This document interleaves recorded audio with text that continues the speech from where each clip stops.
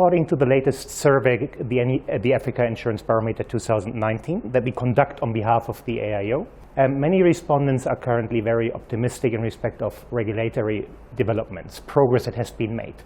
You will see, if you look at the findings, that the regulatory environment is mentioned as a strength as well as a weakness.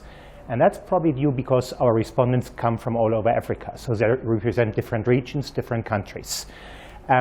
If it comes to the strengths associated to insurance regulation, often interviewees and senior executives refer to the introduction of risk-based capital solvency provisions.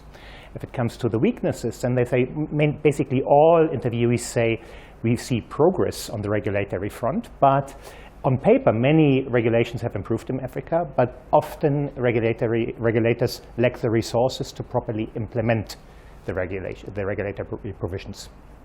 One of the really key findings and key challenges, according to the Africa Insurance Barometer this year, is that the access to talent is getting more and more difficult. It's for the first time ever that we had a single item where all our interviewees, and that's a number close to 30, said we have difficulties finding the right talent in Africa.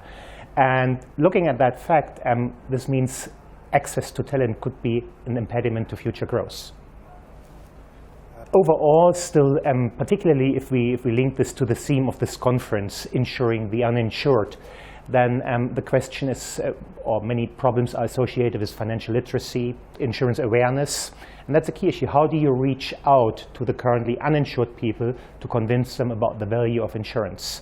And that's very, very difficult because often the currently uninsured people are also part of the low-income populations, people that don't have sufficient savings to spend, they have limited assets to protect. And so one of the key items there, of the key challenges there, will be to find cost-efficient distribution, that you can really come up with a product that pays a relatively huge portion of the premium in the long run based on the pool of all policyholders back to policyholders in the form of claims and not in the form of costs to insurance companies. And that will be the key challenge. I believe the industry is committed to increase insurance awareness, and because ultimately it's their interest.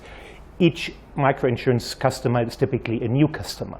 So if you get them now in the low-income segment and develop them over time, they progress economically, then of course it's an investment probably paying off very, very soon. The AIO conference is great. I believe organization is great, facilities is great, and I also see that many